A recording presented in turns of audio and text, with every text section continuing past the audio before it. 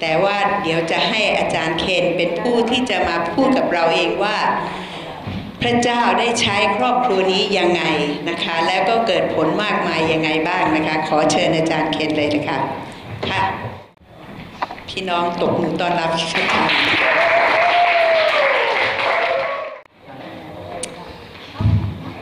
เหมือนกันเราดีใจมากๆที่จะมีโอกาส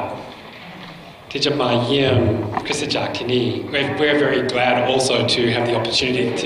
to come and share at the church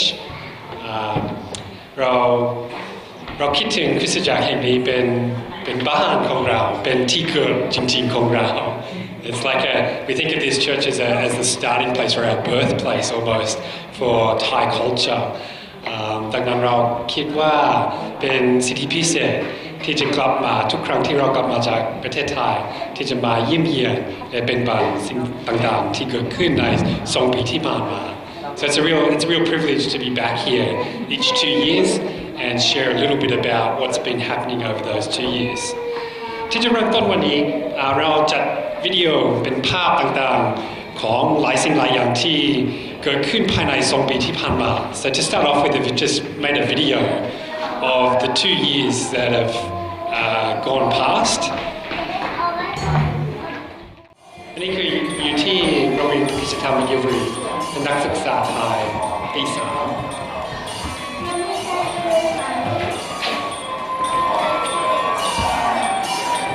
เป็นช้าง2 ตัวอีก2 ตัว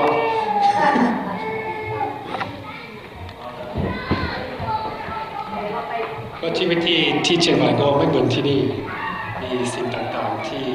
หลากหลายที่ต่างกันในสิ่งที่ชัดเจนก็เป็นศาสนาพุทธที่เราเห็นได้ทุกที่ใน2 ปีที่ผ่านมาก็ผมเป็นอาจารย์ประจำที่McGill Free นี่เป็น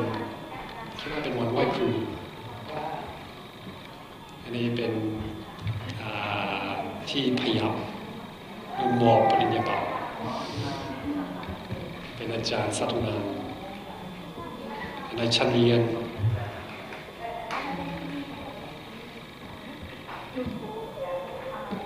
ก็ห้องสอบแต่ผมอยู่อีกฝั่งหนึ่งขอบคุณพระเจ้าก็มีโอกาสเยอะแยะที่จะเทศนาที่นั่นและไปกับนักศึกษาหลายที่ในที่กรุงเทพและมีประชุมเยอะแยะมากมายมากเหลือเกินถ้าให้ลูกชิ้นยักษ์ก็นี่เป็นนักศึกษาจากพม่าเป็นไข้อาสาที่แสดงว่านักศึกษาเป็นยังไงจริงๆเพื่อนสนิทเป็นนักศึกษาที่เป็นคนกิจชินมีพิธีต่างๆ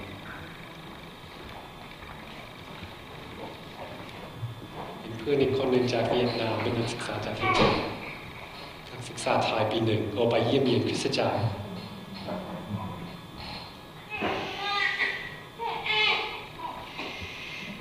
กำลังจะจบตื่นเต้นก็เด็กๆก็ได้เรียนรู้หลายสิ่งหลายอย่างใน2 ปีที่ผ่านมาอันนี้เป็นหมากของเรา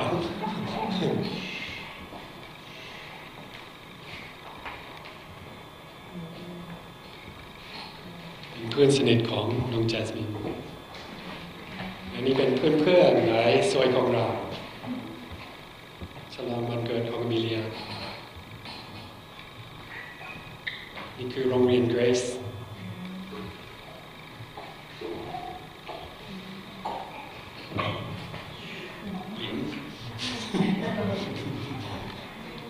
ชอบสนุก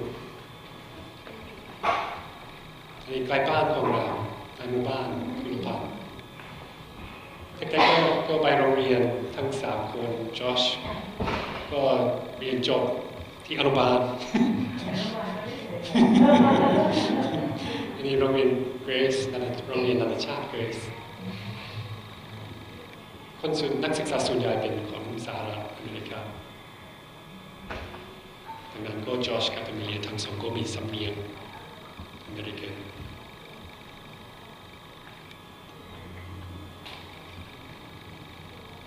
ไปรษณีย์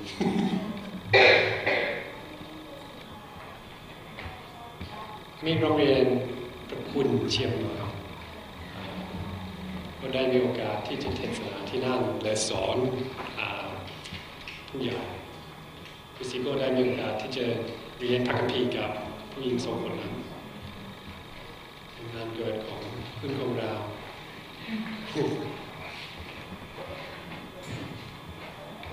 มีแจ๊สกับแจ๊สเป็นเด็กระวีกิจกรรมสมาพิสเตอร์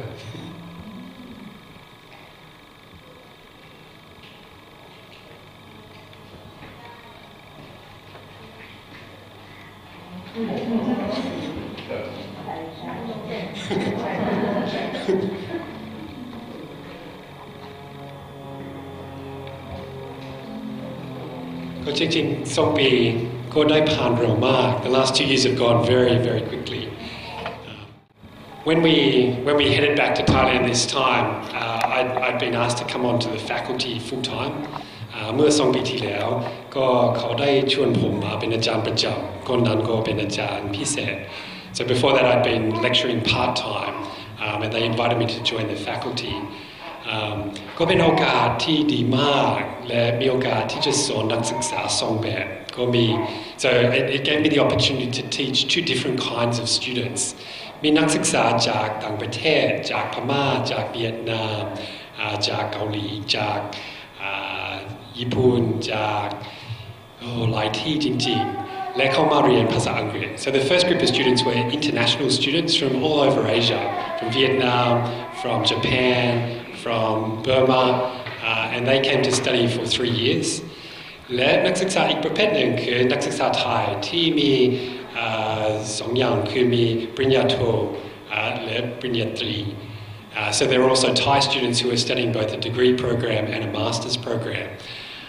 ทั้ง3 กลุ่มก็เป็นนักศึกษาที่ผมต้องเรียนรู้หลายสิ่งหลายอย่างที่จะมีความสามารถที่จะสอนเขาได้ So all 3 groups of these students meant that they were quite challenging and it meant that I had to learn a lot of things in order to be able to teach them. เพราะแต่ละคนไม่ใช่เป็นคนไทยหมายความว่าผมต้องเรียนรู้วัฒนธรรมของประเทศอื่นๆด้วย So because not all of the students are from Thailand, it challenged me that I had to learn other cultures and the issues in different countries. เป็นพิเศษเป็นเฉพาะสำหรับประเทศพม่าก็เห็นว่ามีอุปสรรคมากมายแม้ว่ามีคริสเตียนเยอะมีเปอร์เซ็นต์ใหญ่มากแต่เขามีอุปสรรคในการเดินทางในทางของพระเจ้า So even though the Burmese students, there's a lot of Christians amongst them, there's lots of difficulties in the life of being Christians in their country. และผมเห็นความตั้งใจของหลายๆคนที่จะมาเตรียมตัวที่จะเป็นผู้รับใช้ And so we've been challenged by the students themselves and the sacrifices that they've been willing to make to come and train to prepare themselves for ministry. And so we just prepared a short video of 2 of the students. This is in English with subtitles, and I'll try and translate as we go as well. Just showing 2 students, one's from Bhutan, and another one is from Myanmar. ฉันชื่อสโนจากประเทศภูฏานฉันเป็นคริสเตียนมา4 ปีรับเชื่อในปี 2011 วันนั้นฉันเป็นชาวพุทธผมคิดว่ามันอัศจรรย์มากที่จะเข้าใจว่าผมได้ถูกส่งเรียกสำหรับภารกิจของพระเจ้าวันนั้นไม่เชื่อในพระเจ้าเลยแต่ทุกสิ่งที่เกิดขึ้นในชีวิตของฉันเข้าใจว่าพระเจ้าดึงฉันออกจากสถานการณ์นั้นสำหรับภารกิจของพระองค์และฉันเชื่อว่าฉันได้ถูกเลือกสำหรับงานของพระองค์แม้แต่การเป็นคริสเตียนในภูฏานก็ยากและฉันมาเรียนที่แมคกิลฟรี หลังจากนั้นฉันจะกลับไปประเทศภูฏานที่จะสอนที่นั่นและหลังจากนั้นอยากจะเรียนต่อด้วยฉันขอให้พี่น้องอธิษฐานเพื่อประเทศของฉันสำหรับคริสเตียนเล็กน้อยที่นั้นจำนวนเล็กน้อยและสำหรับผู้นำที่เป็นคริสเตียนใหม่ๆด้วยแต่stillยังทำงานอยู่ที่นั่นสวัสดีครับผมชื่อบลูมาจากเมียนมาในกะเหรี่ยงเป็นชาวกะเหรี่ยงฉันผมมาที่นี่เมื่อ2012และเรียนปริญญาโทที่McGillเมื่อจบเรียนจบที่นี่ผมจะกลับไปประเทศและจะรับใช้ที่โรงเรียนคริสตธรรมเป็นผู้นำและผู้สอนที่จะสอนนักศึกษาที่นั่นเมื่อมา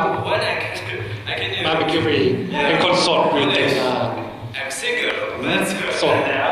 แต่ตอนนี้แต่งงานแล้วและมีลูกคนหนึ่งด้วยคุณโซนามคุณพ่อก็ไม่เป็นคริสเตียนและพี่สาวของเขาทุกฆ่าตายเมื่อประมาณ3 ปีที่แล้ว So Sonam's father is not a Christian and her elder sister was killed about 3 years ago แต่เขามีใจกล้ามาก she's very brave และอยากจะรับใช้พระเจ้าแม้ว่าจะเจออุปสรรคไหนก็ได้ and she wants to serve God regardless of what the obstacles to her serving are and so she's a challenge to me เขาท้าทายผมเองว่าอันนี้ไม่ใช่เป็นเรื่องง่ายแต่ไม่ว่าเป็นอย่างนั้นก็อยากจะรับใช้พระเจ้า so even though it's not easy she still wants to serve God and so that's a challenge for me to be the same we interviewed Blue ผมได้ถามคุณ Blue เกี่ยวกับประสบการณ์ของเขา so I asked Blue about his experience ที่จะแสดงว่าแผนการของพระเจ้าบางครั้งก็ไม่ง่ายไม่รีบแต่ the plan of God sometimes not easy เมื่อเขามาเชียงใหม่ครั้งแรกเขามีแฟนที่ประเทศของเขา his fiance was still living back at home และเขามาเรียนและก็ต้องทิ้งแฟนไว้ที่ประเทศเป็นปีหนึ่งก่อนเขาจะเจออีกครั้งหนึ่ง so he had to leave her for a year before he was going to see her again in the first year of his holidays ปีแรกเมื่อเขามีหยุดพักเรียนเขากลับประเทศและแต่งงาน so after his first year of studies he went back home and got married และเขากลับมาเรียนอีกครั้งหนึ่ง เขาอยู่กับภรรยาแค่ไม่กี่สัปดาห์ he got married but then he lived with his wife for just a few weeks before he came back for his second year of studies หลังจากอีกปีหนึ่งเขากลับไปประเทศ แล้วก็มีลูก so he went back after another year and his wife became pregnant and they had a child แต่การเสียสละของนักศึกษาก็ไม่ใช่เป็นเรื่องเล็กน้อย so the sacrifice that the students are making to train is not small มีหลายคนที่ออสเตรเลียถือว่าโอ้อาจารย์เคนกับครอบครัวเป็นผู้รับใช้และสละหลายสิ่งหลายอย่างที่จะไปอยู่ที่ประเทศไทย and many people look at our lives over the last 12 years and thinkอาจารย์เคนand his family have given up many things แต่ถ้าเปรียบเทียบกับสิ่งที่นักศึกษาสละก็เทียบไม่ได้ if you compare it with what the students are sacrificing for me there's no comparison despite that แม้ว่าเป็นอย่างนั้นคุณพ่อคุณแม่ของคุณคริสตี้ก็ไม่สบายและสภาพร่างกายก็แย่ลงเรื่อยๆ but in spite of that the health of Christy's parents in particular has been slowly getting worse over the years และใน2 ปีที่ผ่านมาเราคิดมากขึ้นเกี่ยวกับเราควรจะดูแลเขายังไง and so over the last 2 years we've been thinking about how should we look after our parents what's the responsibility of us as Christians looking after them อะไรเป็นหน้าที่ของเราในฐานะเป็นลูกที่จะดูแลคุณพ่อคุณแม่ And so God's opened up a new opportunity for us พระเจ้าได้เปิดโอกาสใหม่สำหรับเราที่จะเป็นผู้รับใช้ของพระเจ้าที่ออสเตรเลีย So instead of being a servant of God in Thailand, He's opened up an opportunity for us to be a pastor here in Australia. ดังนั้นอีก2 สัปดาห์ต่อมาเราจะกลับประเทศไทยเพื่อเก็บของและจะกลับมาที่นี่อีกครั้งหนึ่งสิ้นปีและเราจะเริ่มงานใหม่ที่ Toronto ปีหน้า So we'll go back to Thailand in 2.5 weeks' time, and then we'll pack everything up over there, and then come back here to Toronto, which is about 20 minutes south of Newcastle, เป็นประมาณ20 นาทีใต้จาก Newcastle, และผมจะเป็นศิษยาภิบาลที่นั่น So we'll then serve as a pastor of the church there at Toronto. ผมไม่แน่ใจว่าจะมีคนไทยมากแค่ไหนที่นั่น I don't know how many Thai people are up there. เมื่อเรากลับมาตอนแรกเราไปทุกลีซึ่งอยู่ใกล้ๆ So when we first came back from Thailand this time, we lived in Tukli for 3 weeks. และเราพักที่นั่นชั่วคราวสั้นๆแต่ในเวลานั้นก็เราได้เจอคนหนึ่งที่เป็นคนไทยและมีแฟนชาวออสเตรเลีย But in that time, just in the 3 weeks there, we met a Thai lady who has a Thai boyfriend และมีลูกคนหนึ่งด้วยและเขาคิดถึงบ้านมาก And she was terribly homesick และเมื่อเราได้ยินเขากำลังพูดกับลูกในภาษาไทยเราบอกโอ้สวัสดีครับและหลังจากนั้นเขาระบายความรู้สึกที่เขาเก็บไว้มาหลายเดือน And so after we just greeted her in Thai, it just opened up an opportunity for her to share the things that were on her heart. ดังนั้นเราหวังว่าพระเจ้าจะยังเปิดโอกาสมากมายที่จะมีพันธกิจสำหรับคนไทยภายในประเทศแม้ว่าเราอยู่ที่ไหนและจะมีโอกาสที่จะกลับไปประเทศชั่วคราวด้วยที่จะสอนที่นั่นที่จะนำพาteam short-term team ไปด้วย So we're praying that God will open opportunities for us to share with Thai people in the Newcastle area, but also to be able to go back to Thailand for short-term trips, for me to be able to teach, for us to be able to take teams with us over there. เราไม่ลืมประเทศไทยเป็นไปไม่ได้ There's no way that we will forget Thailand, and we're just looking at what the new opportunities will be that God will open up for us. ดังนั้นเรารอคอยโอกาสใหม่ๆที่พระเจ้าจะเปิดให้เราในปีต่อไป So I also wanted to say thank you.ผมอยากจะพูดขอบคุณด้วยแท้ที่จริงเมื่อคิดถึงคริสตจักรที่นี่เชื่อไหมเรามาที่นี่ครั้งแรกเมื่อ17 ปีที่แล้ว As we've been reflecting, I've just been thinking one of the things that I want to say is thank you.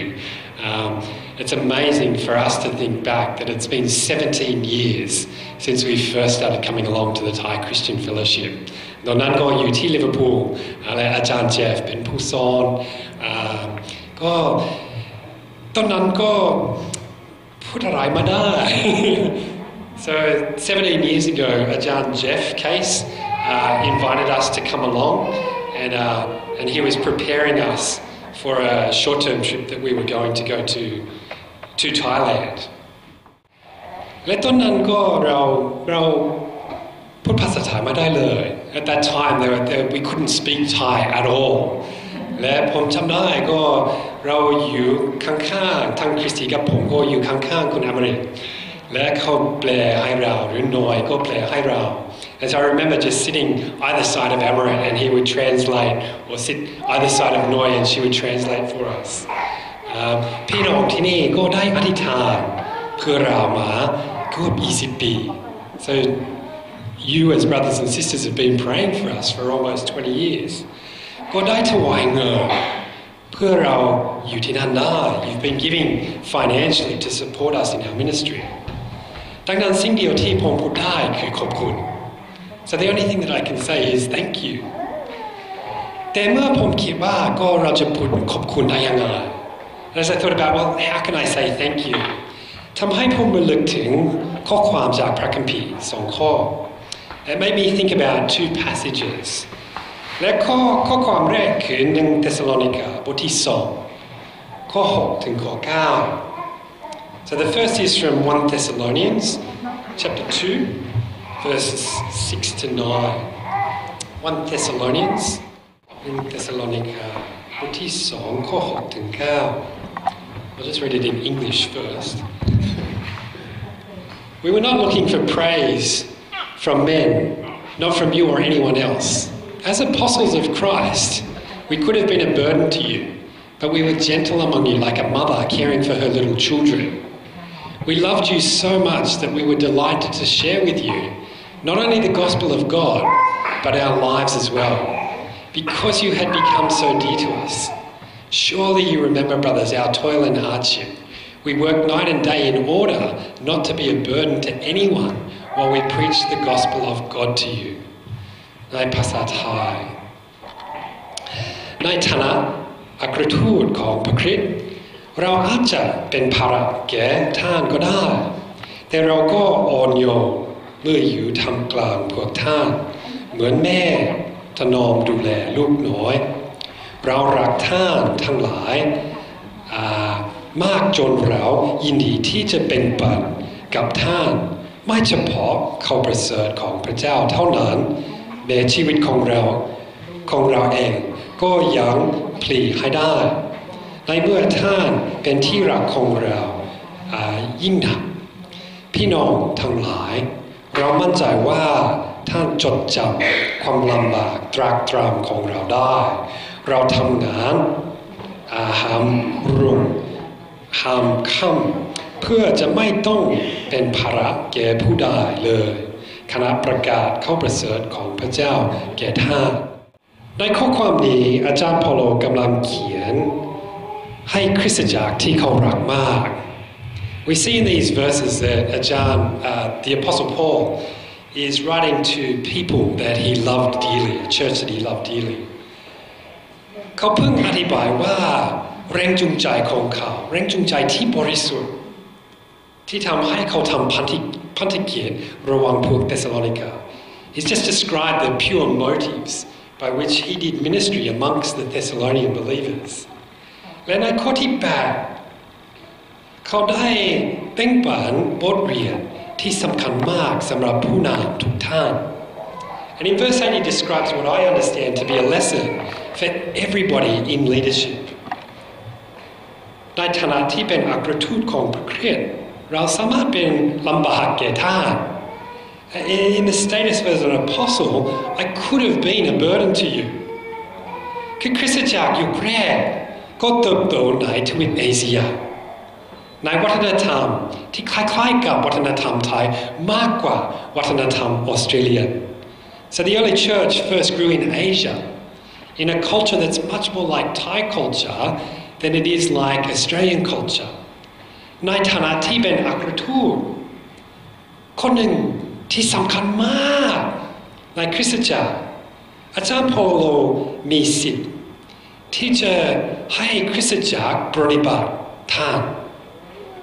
As an apostle, one of the most important people in the church, Paul had every right to expect the church to serve him. แต่แทนนั้นข้อ7 ว่ายังไง So instead of that in verse 7, what does it say? You know we never used, but we were gentle among you, like a mother caring for her little children.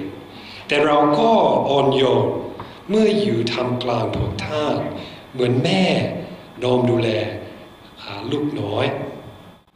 ตอนนี้ก็มีลูกเยอะแยะในคริสตจักรไทย These days there's now a lot of children in the Thai Christian Fellowship เมื่อ17 ปีที่แล้วก็ไม่มีเลย 17 years ago there were no little kids and it's exciting ก็ทำให้เรารู้สึกตื่นเต้นที่มีวัยต่อไปกำลังพัฒนา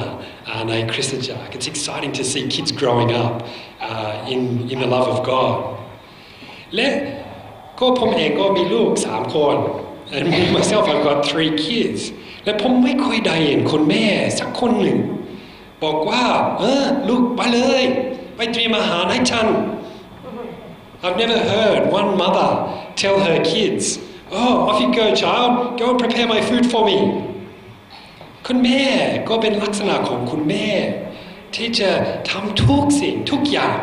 เพื่อลูกจะมีทุกสิ่งทุกอย่างที่เขาต้องการ Mothers do everything. It's in their nature to do things so that their kids will have everything that they need. เขาไม่ได้คิดถึงความต้องการของตัวเองเขาคิดถึงความต้องการของลูก They don't think about their own needs. They think about the needs of their children. และอาจารย์เปาโลก็ได้สอนว่าแม้ว่าสังคมอนุญาตให้ผู้นำมีฐานะแท้ที่จริงหน้าที่ของเขาเป็นเหมือนกับเป็นคุณแม่ So even though Paul says that the culture says that the apostle or the church leader has a high status, his real role was to be a mother. และในหลายๆทางก็คริสตจักรที่นี่ก็เป็นอย่างนั้นสำหรับเรา And in many ways this church has been like that for us. ก็พี่น้องที่นี่ก็ได้สอนเราภาษาไทย And in many ways you've been a mother to us, you've taught us to speak. ก็ได้สอนให้เรารู้ว่าวิธีการกินข้าว You've taught us how to eat, what to use. วิธีที่จะแต่งตัวอย่างเหมาะสม How to dress appropriately for Thai culture. ผมยังจำได้เมื่อ12 ปีที่แล้วอเมริกก็เป็นผู้นำที่คริสตจักรบ้านของเราที่อังกฤษ I still remember 12 years ago when we were leaving, Amarit came over and he was leading the farewell for us as we were about to head to Thailand for the first time. และเขาบอกว่าโอเคผมจะพูดและพี่น้องก็ต้องตาม And he said in English, okay, I'm going to speak in Thai and you have to follow me. ฉันชอบขี่ม้า ฉันชอบขี่ม้า Oh, you like to eat? We couldn't say a word. เราพูดไม่ได้สักคำหนึ่งอย่างถูกต้อง Okay? และหวังว่าตัวนี้ก็แข็งแรงขึ้นนิดหน่อย I hope that my Thai has improved a little bit from that time. แต่ยังพูดผิดบ่อยๆเหมือนกันแต่ก็คริสตจักรแห่งนี้ก็ได้เป็นแม่สำหรับเรา This church has been like a mother to us. ก็ได้สอนเราหลายสิ่งหลายอย่างดูแลเราหลายอย่าง You've taught us many things. You've looked after us in many ways. และผมหวังว่าเช่นเดียวกันเราได้เป็นคุณแม่สำหรับคริสตจักรที่นี่ด้วย And I hope that we likewise have been like a mother to you in some ways. ข้อที่ 8 ก็ได้อธิบายว่าสำหรับอาจารย์เปาโลนี่หมายความว่าอะไร Verse 8 describes what that meant for Paul.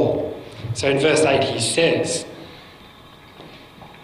We loved you so much that we were delighted to share with you not only the gospel of God, but our lives as well, because you had become so dear to us. And in Thai, เรารักท่านทั้งหลายมากจนเรายินดีที่จะแบ่งปันกับท่านไม่เฉพาะข่าวประเสริฐของพระเจ้าเท่านั้นแม้ชีวิตของเราเองก็ยังพลีให้ได้ในเมื่อท่านเป็นที่รักของเราอย่างหนักยิ่งหนักเรารักคุณมากก็อีกครั้งหนึ่งเป็นเหมือนคุณแม่ We loved you so much again it's like a mother ที่เรายินดี He was delighted อันนี้ไม่ใช่เป็นหน้าที่เป็นอาชีพสำหรับอาจารย์เปาโล This wasn't an obligation, a job that he fulfilled. อาจารย์เปาโลไม่ได้ทำงานอย่างนี้เพราะเขาได้เงินจากพวกเธสซาโลนิกา He didn't do ministry because he received money. อาจารย์เปาโลได้ปฏิบัติพวกเธสซาโลนิกาเพราะเขาเห็นว่าอันนี้เป็นสิทธิพิเศษ Paul served the Thessalonians because he saw it as a privilege. ท่านเปาโลก็ได้รักเขาและขอบคุณพระเจ้าสำหรับพวกเขา He loved them and he thanked God for them และเช่นเดียวกันเรารักพี่น้องและขอบคุณพระเจ้าสำหรับพี่น้อง and likewise we love you guys and we thank God for you ที่จะสำแดงความรักนี้อาจารย์เปาโลไม่ได้แบ่งปันเพียงแต่ข่าวประเสริฐของพระเจ้าแต่ชีวิตของเขาด้วย and to show this love Paul shared with them not only the gospel of God but his life as well เป็นสิทธิพิเศษของเราและครอบครัวของผมที่จะให้พี่น้องอธิษฐานเพื่อเราสำหรับครอบครัวของเราสำหรับพันธกิจของเราสำหรับความลำบากและความชื่นชมยินดีของเรา It's been our privilege to have you guys pray for our family, our ministry, in our difficulties and our joys และเช่นเดียวกันเราถือว่าเรานับว่าเป็นสิทธิพิเศษของเราที่จะทั้งประกาศข่าวประเสริฐและแบ่งปันชีวิตให้กับพี่น้อง And we count it a privilege to have shared both the gospel but also our lives with you ก็คริสตจักรแห่งนี้ก็ได้เปิดโอกาสกว้างมากให้ผมได้เทศนาแม้ว่าพูดอะไรมาได้ ที่จะแบ่งปันที่กลุ่มเซลล์ที่จะเขียนจดหมายให้คริสตจักรThere have been opportunities to preach, to share at Bible study, to write our newsletters, even when we couldn't really share effectively in Thai. และในเวลาเดียวกันก็พี่น้องก็ได้เห็นการพัฒนาของลูกของเราก็ได้หัวเราะเราได้มีโอกาสที่จะหัวเราะและร้องไห้กับพี่น้องหลายท่าน You've also watched our kids grow up and we've laughed and cried with many of you.about many things ผมรู้สึกละอายมากที่จะเปรียบเทียบพันธกิจของเรากับพันธกิจของอาจารย์เปาโล I'm embarrassed to think about our ministry in comparison to Paul's แต่เช่นเดียวกันเหมือนที่อาจารย์เปาโลได้มีแรงจูงใจที่ประกาศข่าวประเสริฐและชีวิตข้อที่9อธิบายก็เช่นเดียวกันเรามีความแรงจูงใจเหมือนกันAs Paul was motivated to share the gospel in his life, likewise we've been motivated. ในวิธีแบบของคนไทยผมต้องขอโทษ In the way of Thais, I need to apologize. เราอาจจะทำผิดหลายสิ่งหลายอย่างที่ผมยังไม่รู้ There's probably mistakes that we've made and offences that we've caused over our time. และผมขอโทษจริงๆเราไม่ได้ตั้งใจที่จะทำให้ใครเสียดายเลย We didn't intend to cause offense to anybody แต่สังเกตดีๆข่าวประเสริฐเป็นศูนย์กลางของการเขียนของอาจารย์เปาโลที่นี่ But notice that the gospel is central to what Paul's writing here ซึ่งนำเรามาถึงข้อความที่2ที่ผมอยากจะเป็นปันคือบัญญัติจารย์บทที่7ข้อ15ถึงข้อ18So this leads into the second passage that I want us to read together from Ecclesiastes. Ecclesiastes chapter 7, okay, in the Old Testament, just after Proverbs. Okay, Ecclesiastes chapter 7, verses 15 to 18. Okay, I'll read in English first. In this meaningless life of mine, I've seen both of these.A righteous man perishing in his righteousness, and a wicked man living long in his wickedness. Do not be over-righteous, neither be over-wise. Why destroy yourself? Do not be over-wicked, and do not be a fool. Why die before your time? It is good to grasp the one and not let go of the other. The man who fears God will avoid all extremes. ก็หลายคนที่นี่หรือว่าผมได้ใช้เวลานานพอสมควรในการเรียนต่อปริญญาโท Many of you know that I've spent many years doing further studies in my masters และผมกำลังคิดถึงวรรณกรรมปัญญามีส่วนยังไงในการเข้าใจของคนไทยเกี่ยวกับข่าวประเสริฐ Been thinking about how the wisdom literature is important for Thai people in understanding the gospelและผมคิดว่าข้อความนี้ก็ได้สรุปหัวใจของสิ่งที่ผมได้สังเกต I think that these verses summarize the heart of what I've noticed เมื่อพี่น้องได้อ่านข้อความนี้ก็คิดยังไง When you read these verses, what does it make you think? Say it. I think that we need to have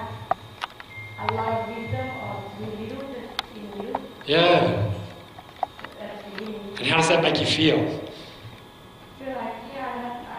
I'm good. I'm okay. ก็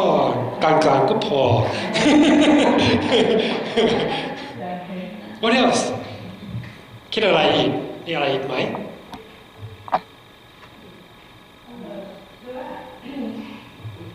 ไม่เข้าใจว่าเป็นคนชอบทำที่น่าในความชอบทำของตัวเอง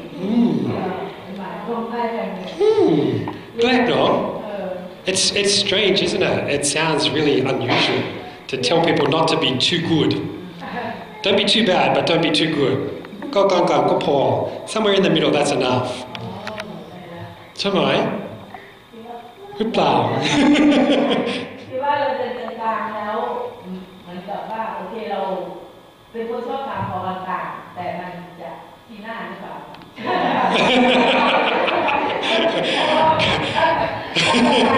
มันก็เหมือนถ้ามันกลางมันมีโอกาสที่จะหลุดได้หรือขึ้นได้แต่ส่วนมากมันจะหลุดก่อนเพราะมันอยู่กลางถ้าเทียบกับคำสอนของศาสนาพุทธเป็นยังไงไหมทางกลาง Okay, if you compare this to Buddhism, there's actually lots of similarities. This is the middle way. Don't be too poor, don't be too rich, be somewhere in the middle. Okay. แต่ในฐานะที่เป็นคุณพ่อถ้าเขาสอนในเด็กระวีว่าอย่าเป็นคนชอบทำเกินไปจะพอใจไหม if in Sunday school they say, to the kids, don't be too good, just be kind of okay in the middle. Are you going to be happy as a parent?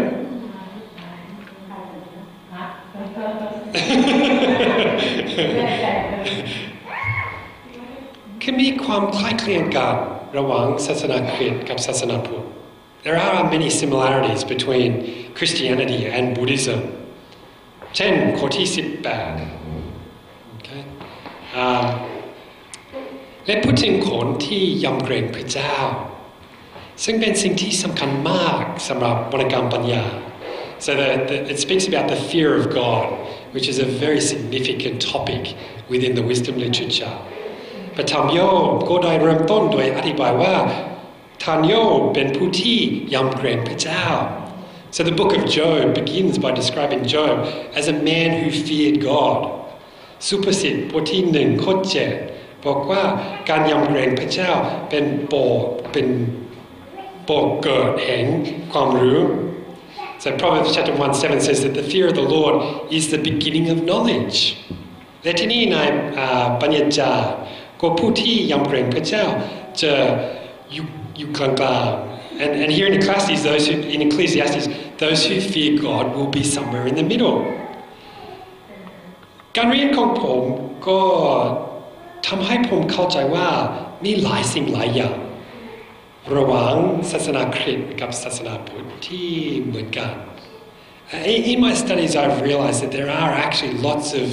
things that are the same between Buddhism and Christianity ดังนั้นเป็นสิ่งที่สมควรมากๆสำหรับคนไทยที่จะเน้นข้อความแบบนี้ So it's appropriate for Thai people to focus on verses like this ข้อความที่แสดงว่ามีข้อเห็นด้วยกันระหว่างชาวพุทธกับชาวคริสต์ to emphasize verses that show that there is agreements between Buddhists and Christians เราสามารถเห็นด้วยได้ว่าโลกนี้เต็มไปด้วยความทุกข์ we can agree that the world is full of suffering ปัญญาจารย์บทที่1ข้อ2 okay บอกว่าปัญญาจารย์กล่าวว่าอนิจจังอนิจจังอนิจจังแท้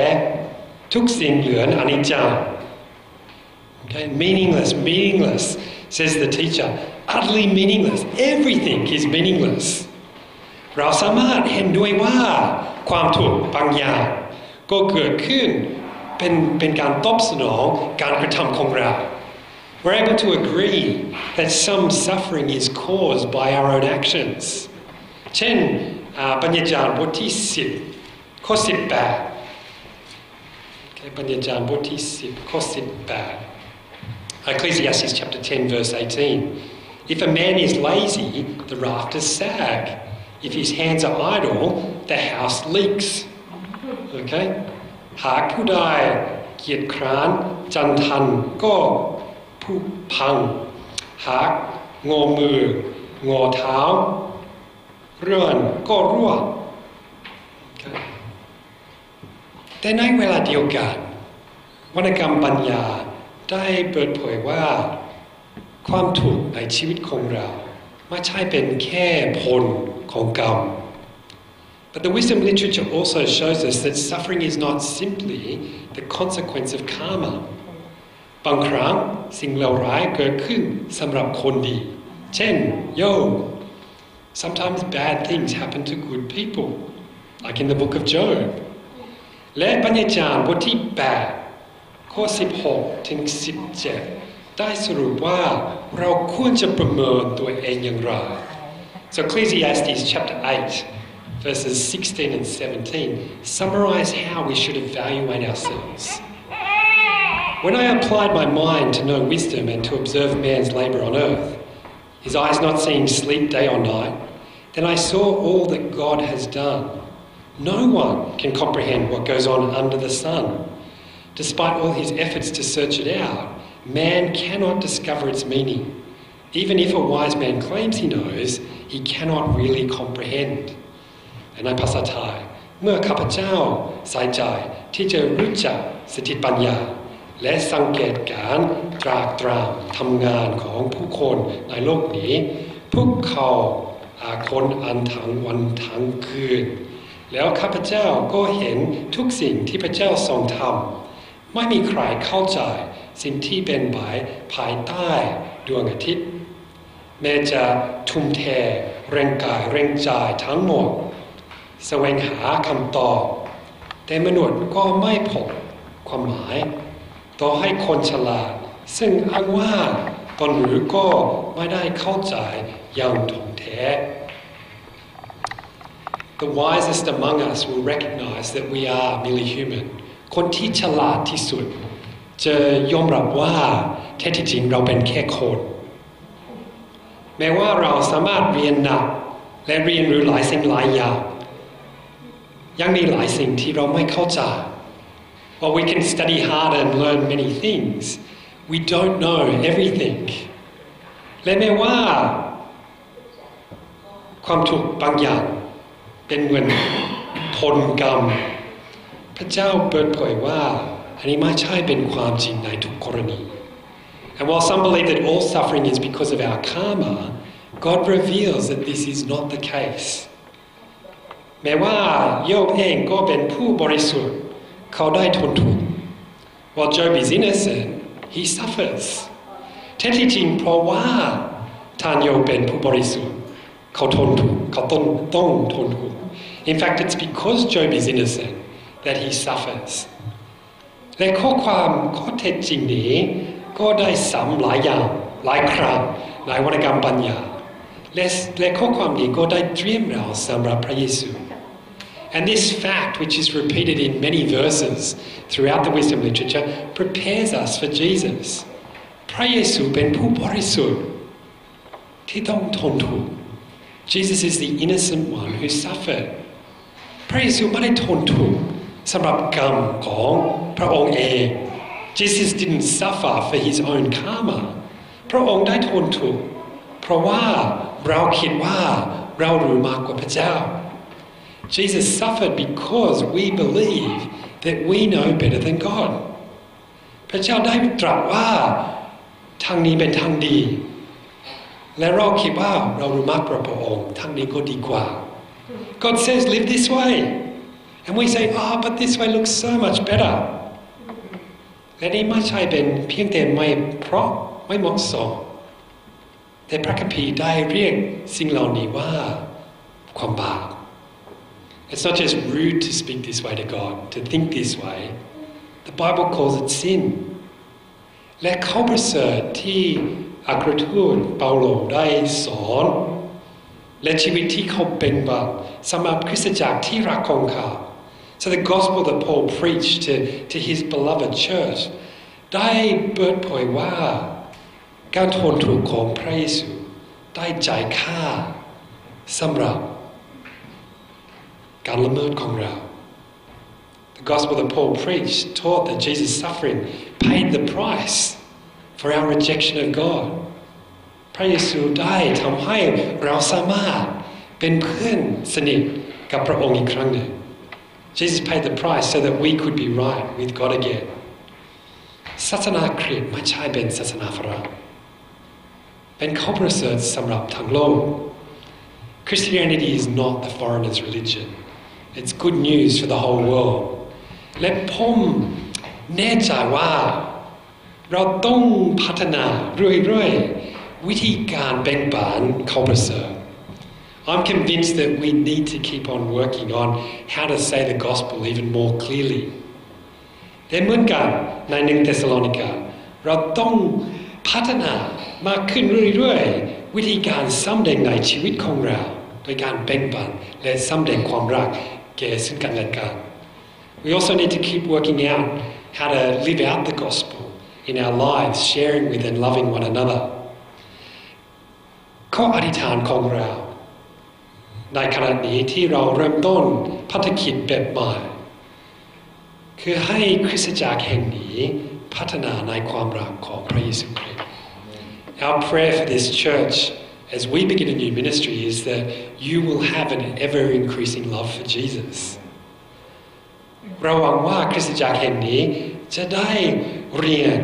พระคำของพระองค์มากขึ้นเรื่อยๆ We pray that you keep studying His Word more and more. เราถือว่าเป็นสิทธิพิเศษของเราในรอบหนึ่งของชีวิตที่จะรับใช้พระเจ้าในเมืองไทย We count it a great privilege to have shared one cycle of our life in Thailand. และเราดีใจมากๆที่จะเห็นว่าพระเจ้าจะเปิดโอกาสอย่างไรบ้างต่อไป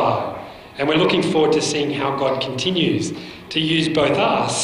and the Thai Christian Fellowship in the years that come. เราอยากจะมอบสัญลักษณ์เล็กน้อยให้กับคริสตจักรที่จะแสดงความรักของเราดังนั้นขอให้อาจารย์มาข้างหน้าภาพนี้เป็นภาพที่แสดงชีวิตของพระเยซู This picture is a picture of Jesus' life. มีนักศึกษาที่เรียนจบที่ McGilvery เป็นผู้วาด So there was a student at McGilvery who graduated many years ago who was the person who painted this picture.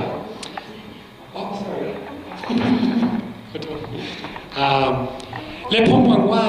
เมื่อมองดูภาพนี้ก็จะทำให้ระลึกว่าพระเยซูดีแค่ไหน I'm hoping that as you look at this picture, it will remind you just how good Jesus is. และที่พระองค์มาไม่ใช่เพื่อฝรั่งอย่างเดียวแต่สำหรับทั่วโลก And I hope that you'll also remember that Jesus came not just for the foreigners, but He came for all the world.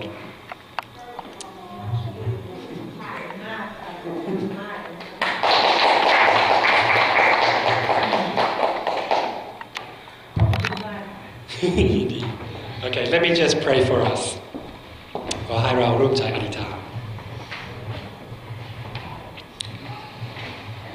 ข้าแต่พระบิดาเจ้าเราขอบคุณพระองค์สำหรับโอกาสต่างๆที่พระองค์ได้เปิดให้เรา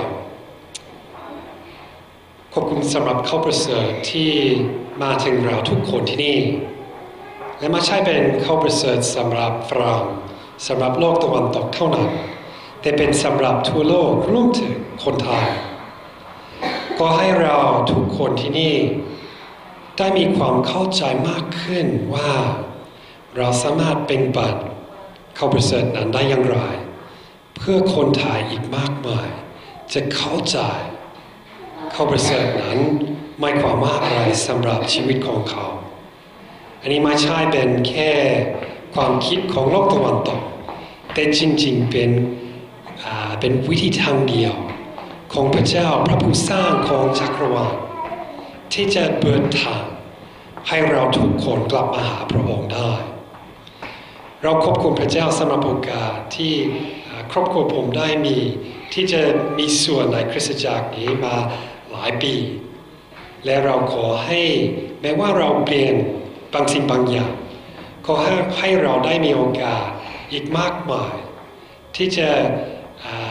ช่วยคริสตจักรไทยพัฒนาเติบโตมากขึ้นเพื่อถวายเกียรติในชีวิตของเขาและให้มีโอกาสที่จะเป็นปันให้กับคนที่ยังไม่รู้จักพระองค์เพื่อเขาจะกลับใจและกลับหาพระองค์ขอบคุณพระองค์ในพระนามพระเยซูคริสต์เจ้าอาเมนก็ขอบคุณพระเจ้านะคะขอบคุณอาจารย์มากเดี๋ยวนะคะให้คริสตี้มานั่งอยู่กับอาจารย์ได้ไหมคะ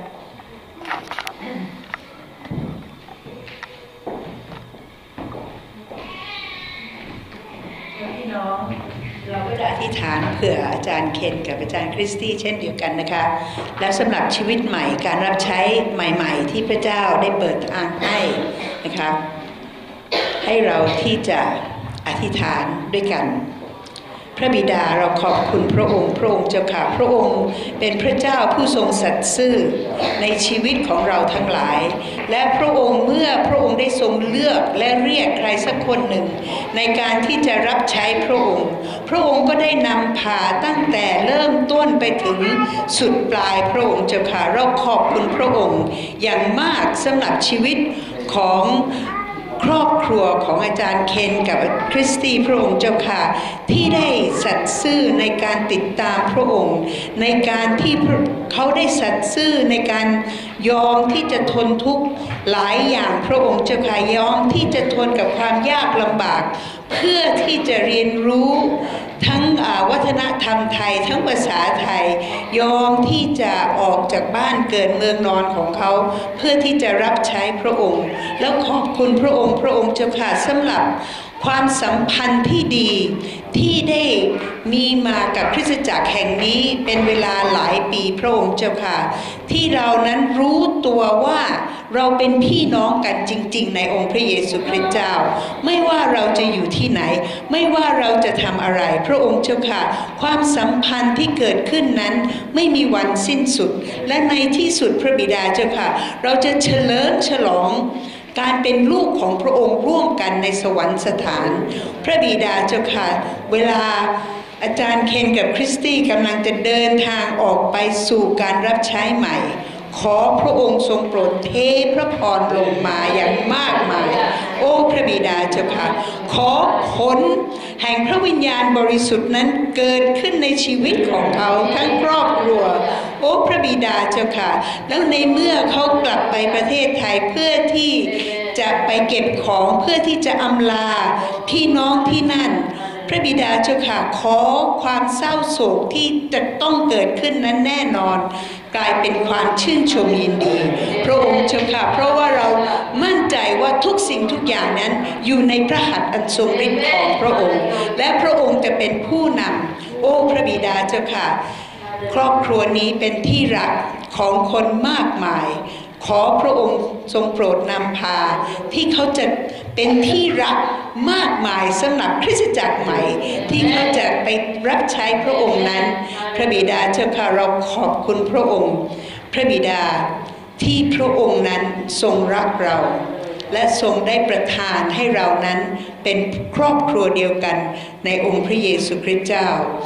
ขอพระองค์ที่จะปกป้องคุ้มครองดูแลทั้งคุณพ่อคุณแม่และลูกทั้ง3 คนในชีวิตของเขาที่เดินใกล้ชิดติดสนิทกับพระองค์เราขอบคุณพระองค์ในพระนามพระเยซูคริสต์เจ้าอาเมนพ